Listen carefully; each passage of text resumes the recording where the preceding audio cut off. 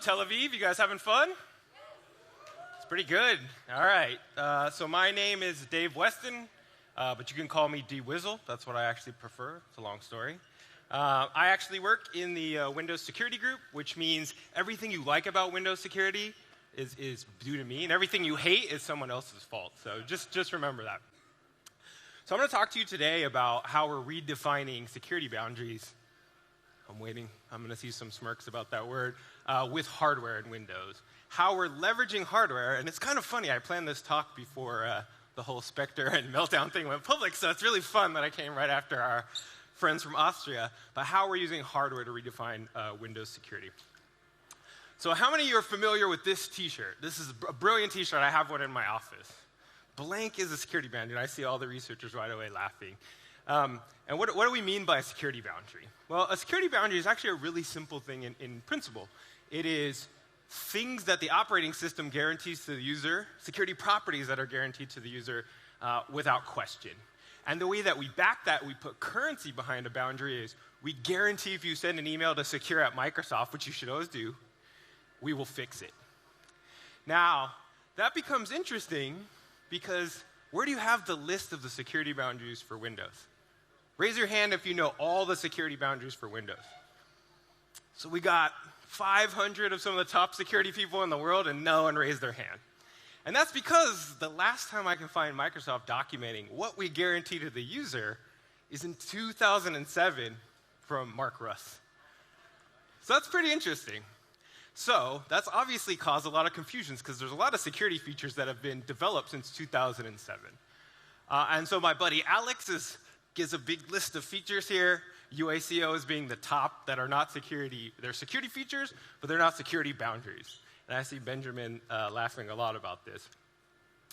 And then here's James saying, is PPL a security boundary with the obligatory, I don't know. And then, of course, there's Matt saying, well, this is even more confusing because I've heard device guard is not a security boundary, but they service some bugs I sent over to them. So what's the story here? And people care about this so much, there's actually fake news operations to get UAC to become a security boundary. So you can see there's actually a Twitter account called UAC is a security boundary. And you can tell this is fake news because they're saying UAC fixes Spectre and Meltdown. And that's even more concerning because CPUs are not a security boundary. So we've got a lot of problems here. So in effect, security boundaries are always changing. Now this introduces another bug in the system. We have 10 immutable laws of security, right? Everybody here knows a little bit about computer science, and computer science, immutable means something that will never change.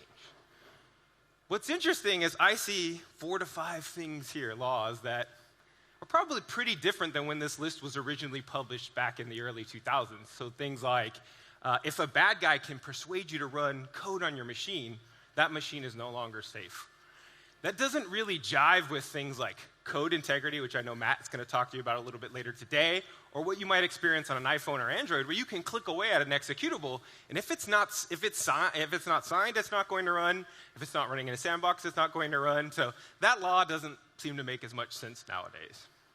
Additionally, we have things like if a bad guy has access to your machine, they're guaranteed to be able to control it. Again, that doesn't make a ton of sense when we're seeing things like million-dollar bootloader exploits for things like iPhones. So what's really happening here is we're seeing these immutable laws don't work anymore, but we're not really reflecting modern promises around that. And this creates a lot of confusion. So if we look at one of those, a bad guy has physical access to your machine, it's not your machine anymore. That's a law, shouldn't work. But we sort of muddied the waters there by saying, but there's this thing called BitLocker, and we've got Secure Boot, and these are mitigations that are designed to stop bad guys from accessing your machine. So how can you say it's an immutable law, but produce a feature that claims to fix that problem? Super confusing, I know. And again, that gets even more confusing, which is we see, this is big news in the United States, there was a terrorist attack, someone got access to the phone, we want information. It turns out that the Apple folks have done such a good job with physical access that you have to work with people to go and buy an exploit to work on that. And in particular, this is interesting as there's lots of research that is focusing on how you access physical machines and bypassing those security mechanisms. So this isn't making a lot of sense. We have an immutable law, but a bunch of security features that are claiming to violate that law and enforce it, and a bunch of people spending a lot of expertise to bypass those. It smells to me like something's a little out of whack here, and we should aspire to do a lot more. So can we do more? That's the question. Can Microsoft build something that meets all of these modern demands and overcomes maybe some of that debt? And it turns out we not only have built something that does that, it makes very strong guarantees. So what you see here is an Xbox One X. This is, in my opinion, one of the most secure consumer devices in the world. In fact, it's been in the market for several years, and we have yet to see someone, at least publicly, produce vulnerabilities for it. And there's a good reason why. There's actually a lot of security that's gone into that. So the first thing that's interesting about the Xbox One X is it assumes a threat model of unfettered physical access. Violating immutable law of security number one is you can own this machine, you can have it in your physical possession, you can take it home, but we guarantee, or we try to guarantee, that you cannot run code on this machine. Even if you want to hook up a JTAG, you've got an FPGA and voltage injection, that's hopefully not going to work because we do things like reset the machine when we find voltages are not in predictable levels. So we have done, glitch fuzzing, all of those things to make the Xbox One X impenetrable to physical access. So hardware is helping us with that.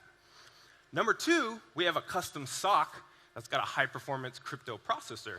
We can use that for things like memory encryption. We can put encryption operations all over the operating system without taking the conventional performance issues that would come from doing that purely in software. So again, it allows us to make a lot more guarantees about code only running signed absolutely. In addition, part of that custom SoC has a bunch of extra hardware extensions that make virtualization very fast. So we can create a lot of virtual machines fast enough to run things like 60 FPS gaming in 4K.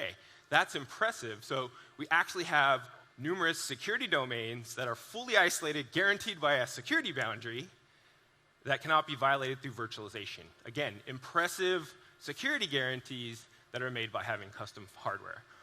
And then finally, DRAM is actually encrypted on the device. So even being able to dump memory, getting physical access, is very unlikely, hopefully, to lead to any kind of access. So this is interesting is we've produced a device that violates all of the laws, that arguably gives security folks what they want.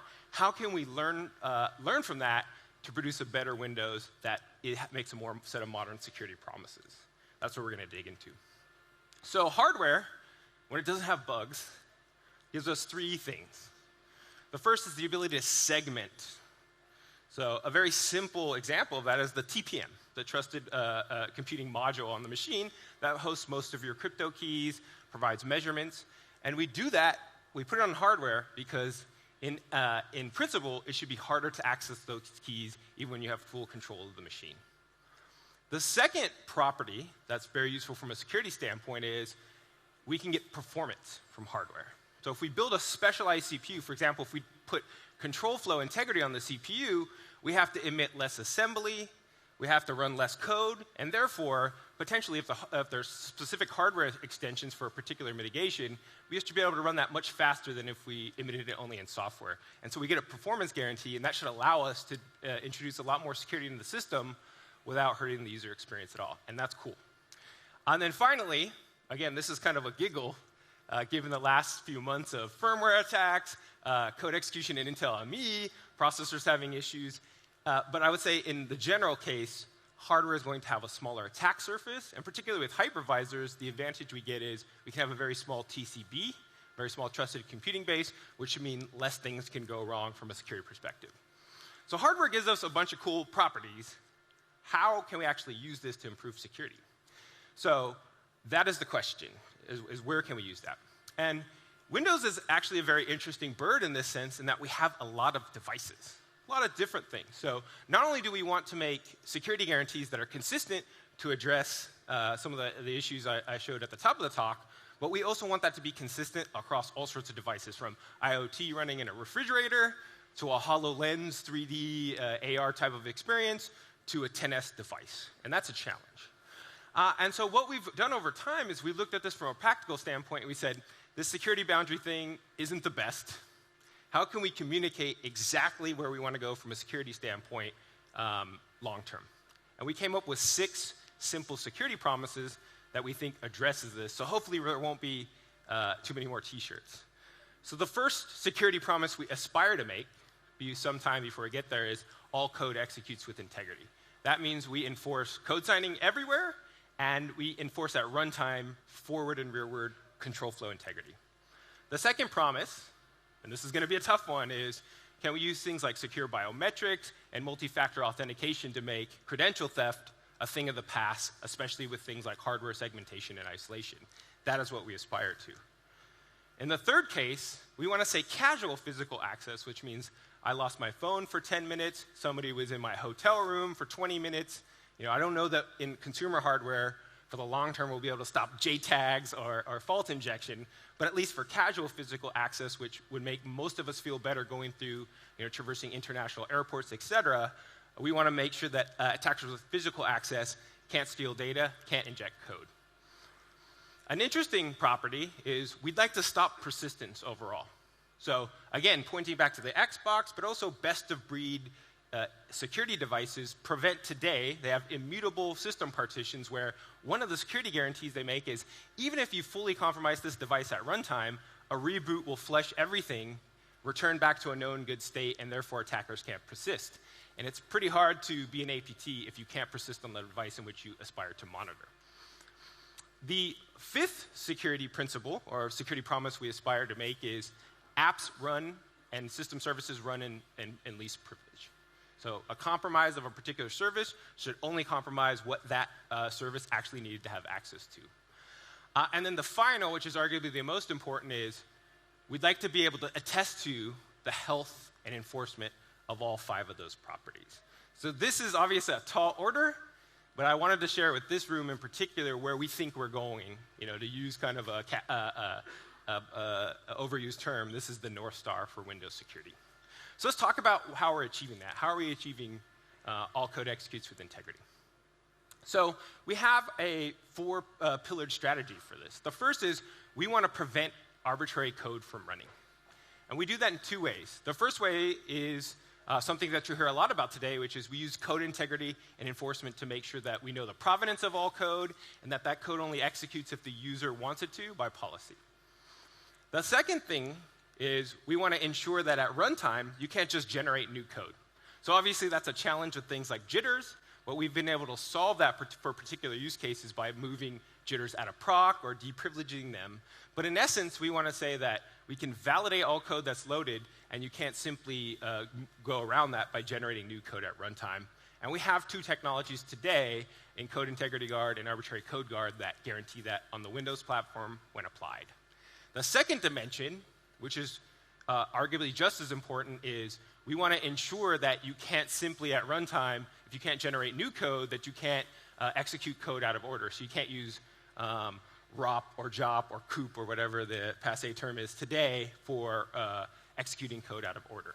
So Control Flow Guard enforces what we call forward control flow integrity, so jumps, calls. And we have a gap that exists for rear edge control flow integrity, which is stack returns, et cetera. So in essence, with these 4 pillars in place, we get 3 important security properties. Only valid code can be run by an app.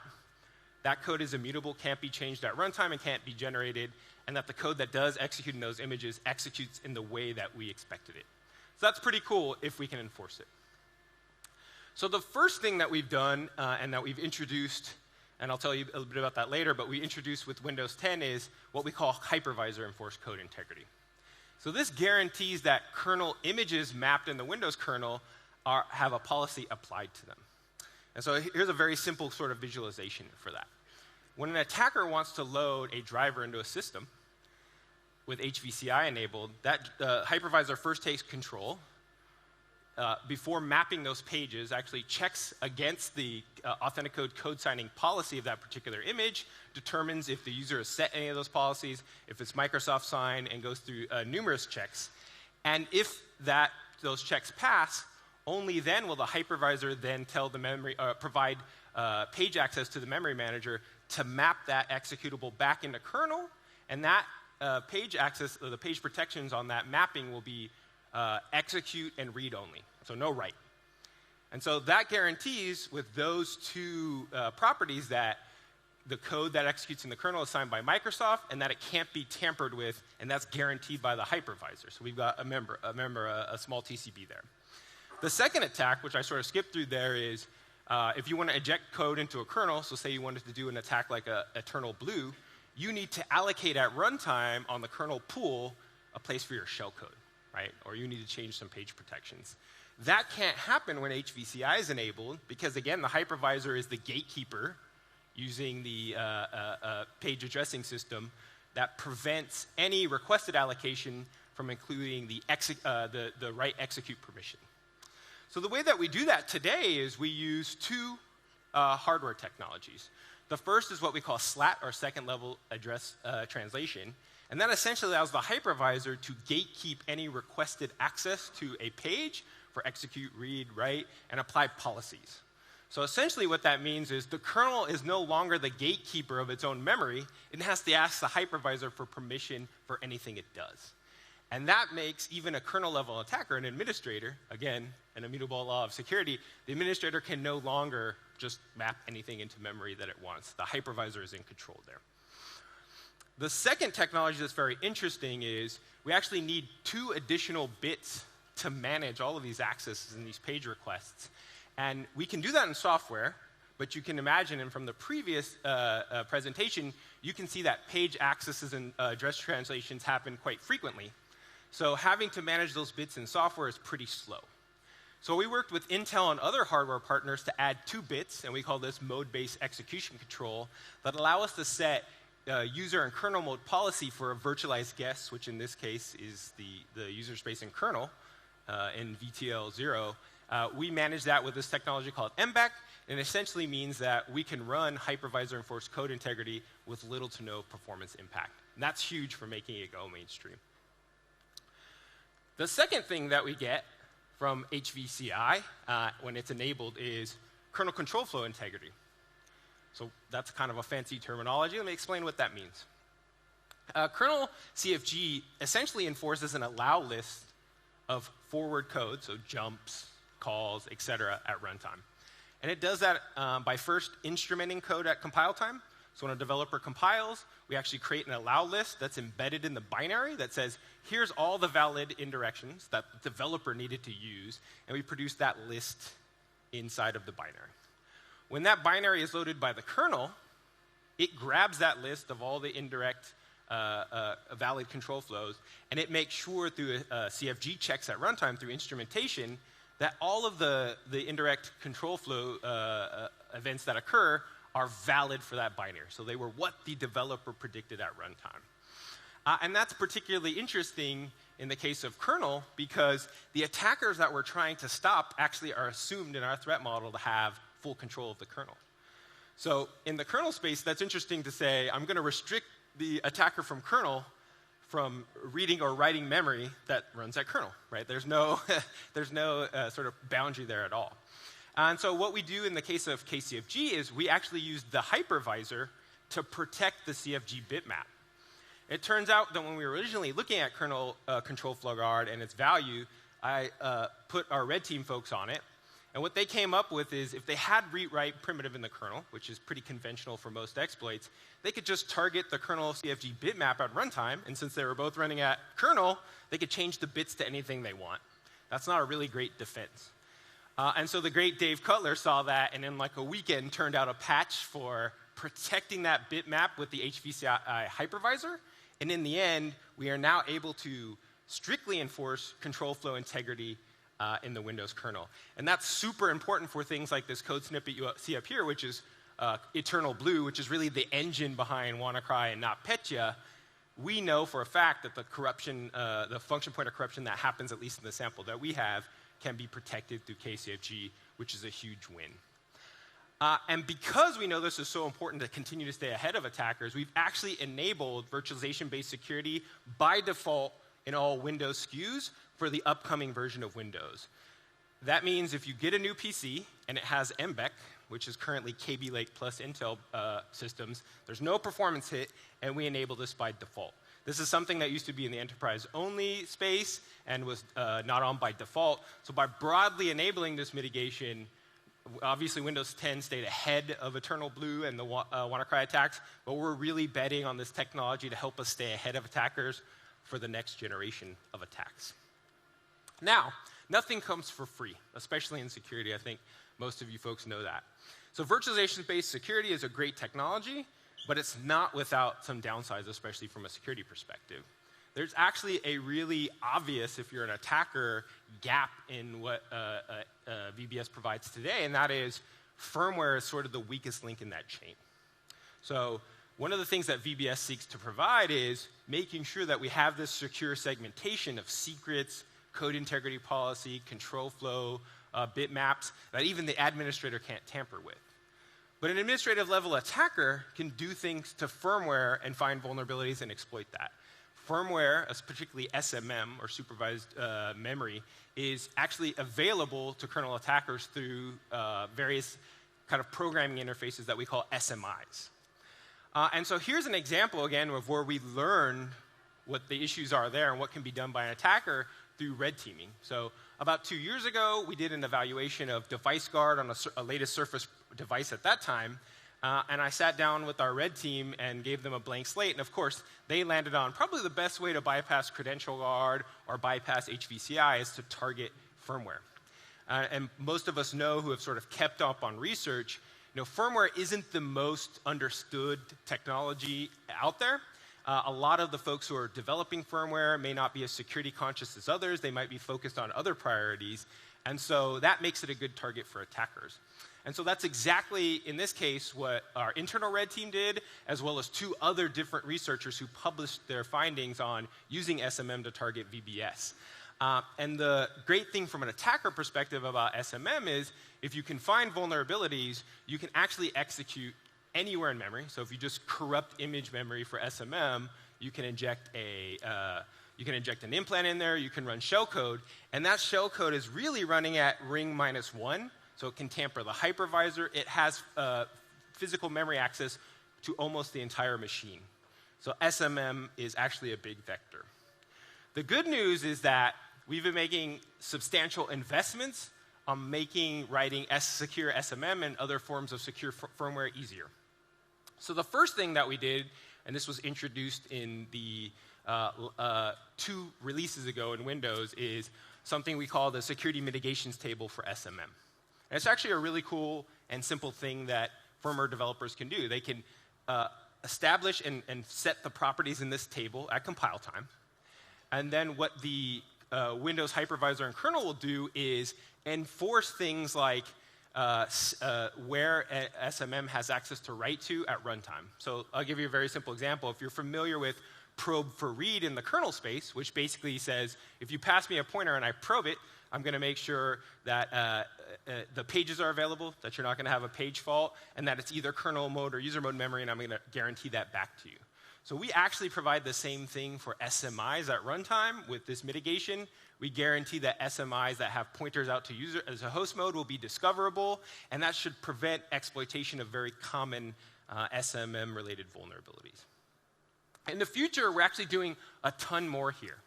So you'll see a theme throughout this is we're partnering with hardware vendors to get exactly the mitigations we need embedded in the hardware. So we've actually been working with Intel to enable paging in SMM, which would allow us to prevent common exploitation of SMM-level vulnerabilities from writing system code at all. We can also attest to the security of SMM at runtime, because today, if we get into SMM at runtime, it's kind of like a ghost. It's stealth. We don't have instrumentation in there. We can't see it, and that's why really advanced attackers tend to favor SMM exploitation. But in the next generation of hardware, again, working with Intel and other partners, we believe that we can solve some of these fundamental or common classes of issues through paging and other mitigations.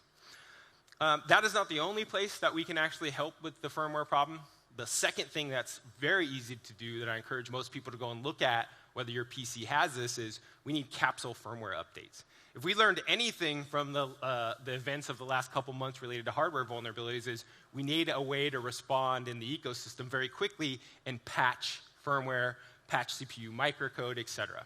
The great thing here is Windows Update actually supports capsule updates for vendors, which means we can eventually get into the cadence where Patch Tuesday we're able to ship proactively security issue updates for not just the Windows software, but for the core trusted computing base that includes firmware. So a lot's happening there. And then the third thing to give credit to Intel is they actually have a firmware bounty for Tiano core components, or the common baseline components or open source version of their UEFI firmware. And so if you find a vulnerability in there, which I encourage all of you to go and look at, you can get some very nice bounty payouts from Intel. So that's a pretty awesome thing. So moving on, return address protection is the second part of control flow integrity, right? It's not just about protecting jumps and calls, it's also about protecting the stack. And we know that attackers who want to evade CFG or other control flow integrity enforcement will just target the stack. They'll go and look in that direction. They can make a ROP chain just as easily from corrupting the stack as they can from forward edge integrity. Again, this is something that we were very aware of. We learned from both looking at the ecosystem and zero-day attacks we saw in the wild, attempting to evade CFG, but also from contests like Pwn to Own, where we get these sort of brain trust of the best exploitation people on the planet, and we're able to learn from their techniques. And so we were able to see that this rear control flow integrity, or targeting the stack, was a gap in our security strategy. And so our first attempt there was to implement this in software. So Jordan, Matt, other folks that are here in the audience, and you should go and talk to them about this, they invented a technology we called Return Flow Guard, RFG. And it was based on information hiding in software, because we didn't have hardware extensions to support this at the time. And in the end, what we did is we red teamed that for some time, and we actually found out, based on our view of the threat model, that this just wasn't going to be resilient, and we got right up to the edge of shipping it and pulled it out. I like to say that's one of the proudest moments I had at Microsoft, is we actually had invested tons and tons of time into this mitigation, but rather than throw another "this is not a security boundary" on the heap, we actually pulled it out. And we didn't wait for the security community to go and find this issue. We actually did it proactively ourselves through our offensive security investments. So that was really cool. Now, the positive silver lining through that failure as well is we were able to partner with Intel to come up with what is basically essentially a hardware version of this shadow stack. It's actually a very simple technology in practice. When you have a call or a jump or some sort of a control flow indirection, a return address is normally popped on the stack. You've done sort of CS 101, that's how a stack works. Well, conceptually in the Intel model, we now have a hardware stack that matches this software stack that's immutable. So every time you make a call, there's a return address put on the main stack, there's one put on the hardware-backed shadow stack, and we're able to compare and contrast when there's a return back from that stack entry to make sure that the return address that's redirecting control flow is what we predicted or what was on the hardware shadow stack. So that means even an attacker who can fully corrupt the software stack will eventually be hit with an error, and the machine will crash when we validate the shadow stack. So that effectively gives us rearward control flow integrity, which is the biggest gap we have today. Again, one of the advantages we have with working with Intel in this particular case is software would be expensive. In fact, when we implemented this in software, we had to have prologues and epilogues that did a lot of this checking. When we work with Intel, they can implement this in the microcode or architecturally to do this with very little performance hit, and they can, again, segment the hardware shadow stack so that an attacker can't corrupt it. So in the end, we get a very robust gap filler here for real-world control flow integrity, and that's pretty great. So I'm going to have to move along here at a good pace. Again, what we're doing for malicious code persistence. So today we have Secure Boot. So Secure Boot's a great technology. It actually validates that all of the core components that start up on the machine, from your UEFI firmware to the Windows bootloader to the hypervisor, are actually signed correctly. And that's great. Where that strategy can have issues is, again, where OEM firmware or where firmware that is not up to security snuff is actually in that chain of trust. And so there's been some great security research from folks previous at Intel, folks like Alex Mastrov, who have looked deeply into this and shown us that there's literally dozens of vulnerabilities sitting out there for early boot. So it's going to be very hard for us to bring up the system in a testable way and have a true TCB that we can trust if we have lots of vulnerabilities that can be easily used to bypass Secure Boot. That's not a great statement. So this static root of trust is sort of getting long in the tooth, and it's hurting us from making stronger guarantees about malicious code not being able to persist. So again, we were able to work with a hardware vendor to look at a better way of doing this. And it turns out the Intel TXT, or Trusted Execution Extensions, actually have the ability to create what's called a dynamic root of trust. So rather than having to trust all of the components at boot, we can simply choose an arbitrary point in time when Microsoft code starts to run, call an SINIT instruction, which is a special instruction, and have all of that measured into the TPM. And then we can compare through these special MSR registers whether or not, PCR registers, whether or not the code that's running is the code that we expected. And that gives us a very powerful way to make sure that the hypervisor comes up correctly, the Windows kernel comes up correctly, all of the critical system binaries come up correctly without having to trust UEFI code at all. So another way to say that is you could have a full UEFI exploit, and this would still detect it and fail to boot. On top of that, another very nice property that we get here is the ability to provide that information back to an access control system. So our attestation logs will not only be able to tell us whether or not the early boot components were tampered with, but also provide that to an external party who can decide to reject access to that machine. So this is a very, very powerful way of saying even an advanced attacker who's got a UEFI exploit is not going to be able to persist on this device, at least in the early boot code, and we think this gives us a huge advantage over attackers going forward. So again, we're targeting multiple future versions of Windows here. This takes a lot of firmware and hardware support. And so a common theme I think you should expect from Microsoft, and particularly Windows in the future, is these sort of incremental components. We've moved to Windows as a service, where we're giving you 2 new updates a year. But that means we can't just sit there for 3 years and do a complicated feature. We have to sort of break it apart. And so this is a great example where, like, if you looked in some of the code today, and I know there's some tweets that have indicated that people are doing that, you'll see that part of the scaffolding is there. And this is something that we think we can sort of roll over time and make very powerful. Now, this is a particularly interesting one, is we'd like to make the security claim that attackers with casual physical access can't control your device. We're not necessarily in a great space there today. Many of you will be familiar with some of the great work from folks like Ulf, who create things like PCI leech, which mean if you have an exposed DMA port, you can simply plug into a Windows device, and if that device doesn't have, say, an IOMMU enabled, you can read arbitrary memory, including credentials, BitLocker secrets, etc. Not ideal, makes you a little concerned about the physical control of your laptop. We'd like to move on past that and be able to make much stronger security claims. And one of the ways we're doing that is through what we call DMA-R, or DMA remapping technology. It's actually quite simple. DMA remapping means a driver vendor who's providing, say, a Thunderbolt port simply re-architects their driver to be compatible with DMA-R, and then we do not allow a device plugged into, say, a Thunderbolt port to have access to system memory unless the user unlocks their machines, types in their credentials, and authorizes that. And of course, that's even stronger if that machine is protected by something like Windows Hello and you're backed by secure biometrics, right? You've got to have a thumbprint, an iris, or multiple factors to get access to DMA. And so what that means is I can't just walk up to your machine and do the old plug in the PCI Express or the Thunderbolt port and simply start snarfing things off of the machine. Instead, the user's got to be able to authorize and access all of that. And so that's a huge, huge change.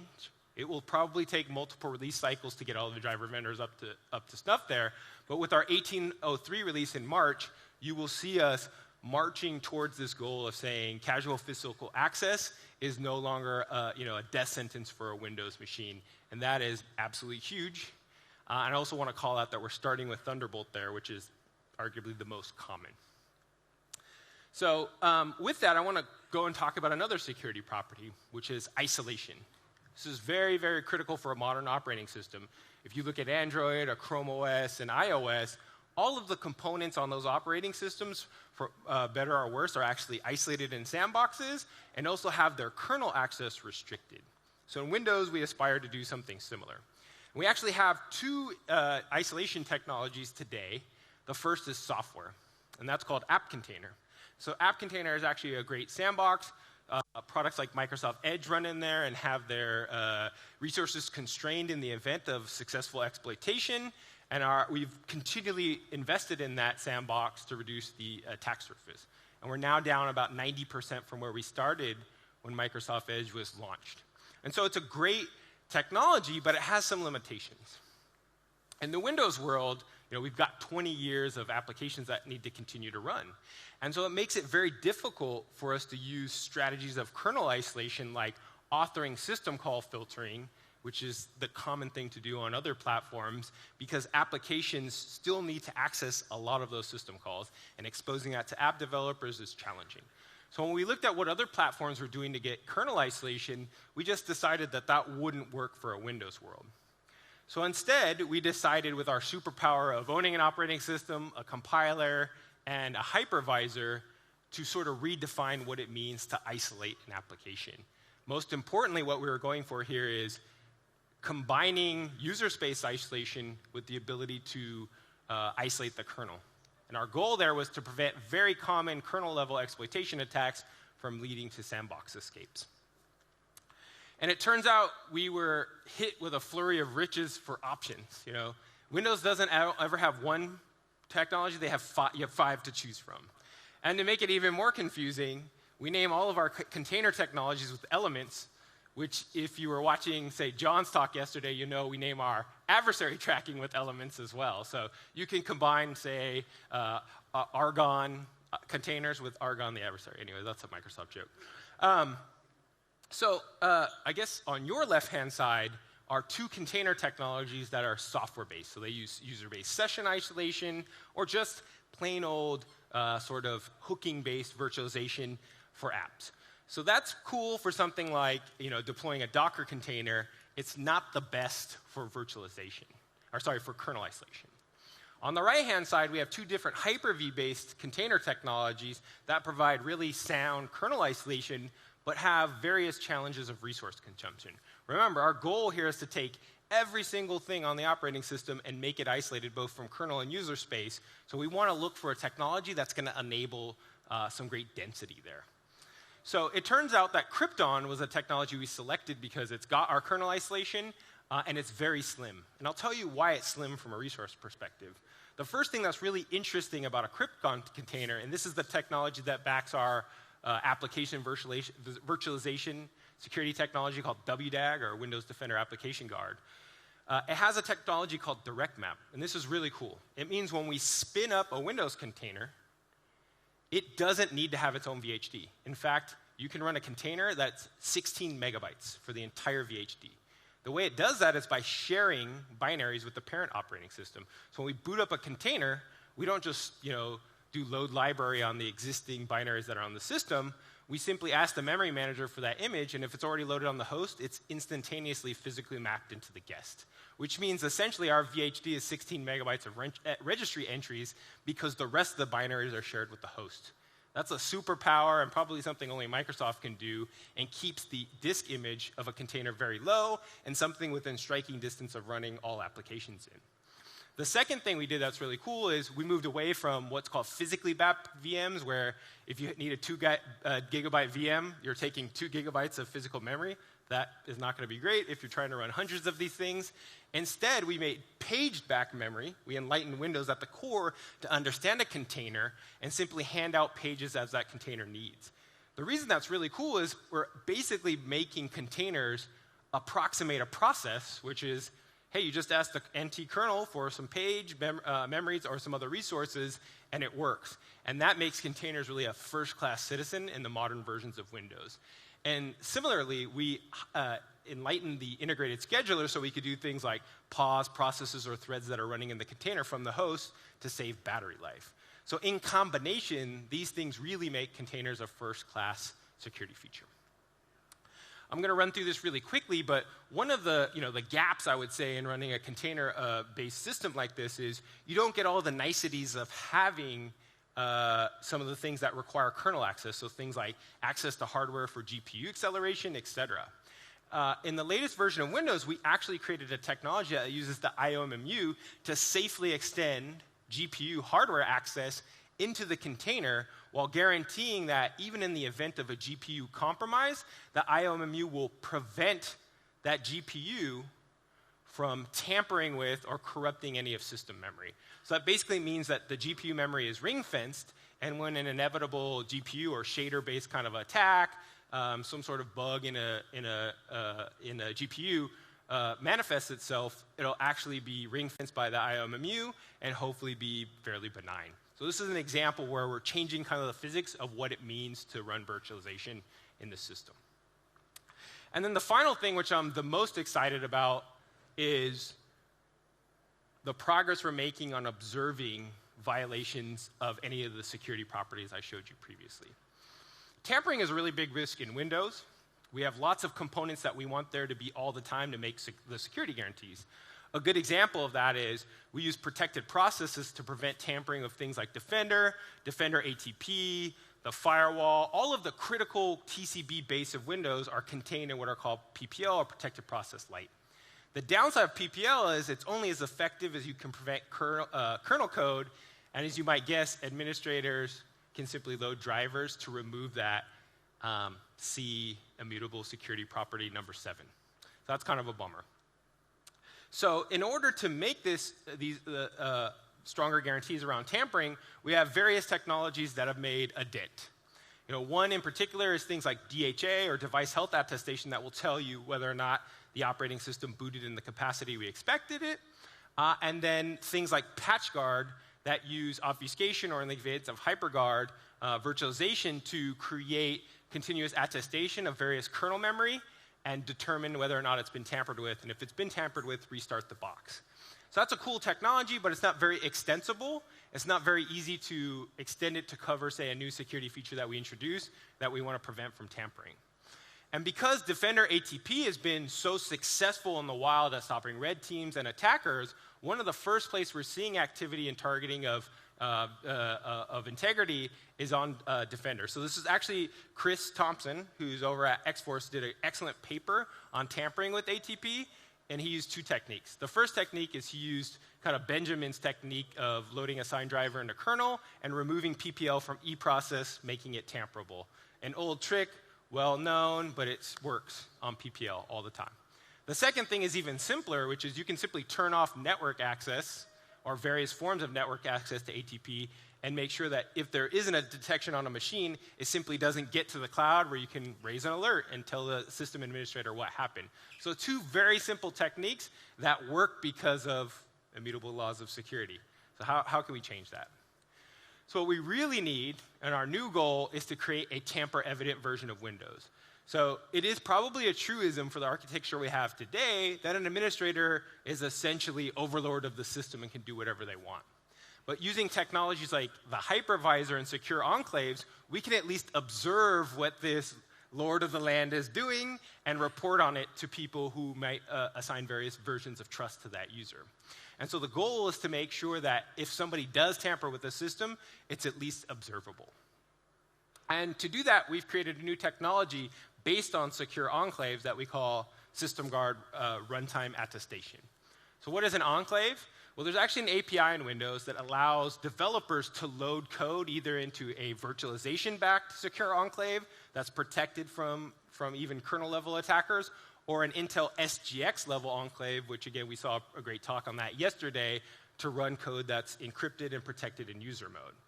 So in order to advance the state-of-the-art in our EDR technology and prevent it from tampering, we actually created an attestation engine that runs inside of this enclave. And the really cool thing about this is actually just a scripting runtime that can be eventually dynamically updated. It's fully protected. Again, going back to the boot-level security attestation and promises we can make there, it's actually protected from kernel-level attackers.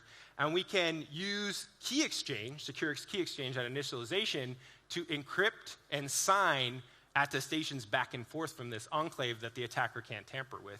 So in essence, what this means is if you were to turn ATP off or Defender off or any of these other key systems, that would need to be sent back to the cloud. And if that information is tampered with at all or doesn't reach the cloud, you'll likely very quickly lose access. So another way of saying that is if you turn off Defender ATP in the future, you'll simply lose all access to the cloud. That's incredibly effective for tampering, and gives us a mechanism to combat evil administrators.